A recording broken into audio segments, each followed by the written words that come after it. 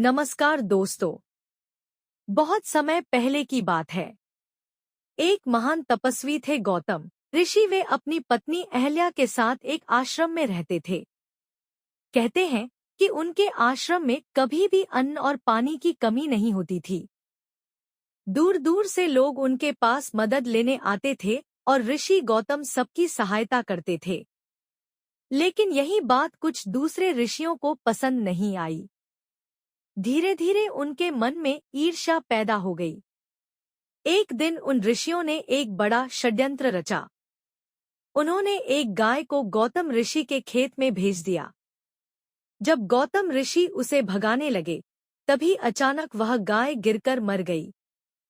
बस फिर क्या था? दूसरे ऋषियों ने तुरंत आरोप लगा दिया कि गौतम ऋषि से गौहत्या हो गई है। यह सुनकर गौतम ऋषि बहुत दुखी हो गए। उन्हें पता था कि उन्होंने कोई पाप नहीं किया, लेकिन फिर भी उन्होंने इस दोष से मुक्ति पाने के लिए भगवान शिव की कठोर तपस्या शुरू कर दी। कई वर्षों तक तपस्या करने के बाद आखिर एक दिन भगवान शिव उनकी भक्ति से प्रसन्न होकर प्रकट हुए। शिव जी ने कहा, ऋषि गौतम, तुम निर्दोष हो। यह सब एक षड्यंत्र था। लेकिन गौतम ऋषि ने भगवान से एक अनोखी प्रार्थना की।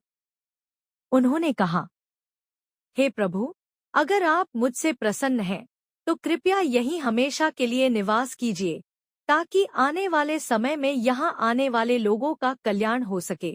भगवान शिव उनकी भक्ति से इतने प्रसन्न हुए कि वे ज्योतिर्लिंग के रूप में वहीं प्रकट हो गए।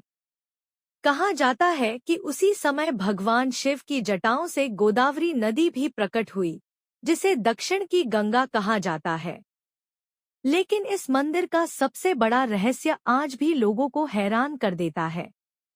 इस मंदिर के शिवलिंग के अंदर 3 छोटे छोटे लिंग हैं, जो ब्रह्मा, विष्णु और शिव का प्रतीक माने जाते हैं।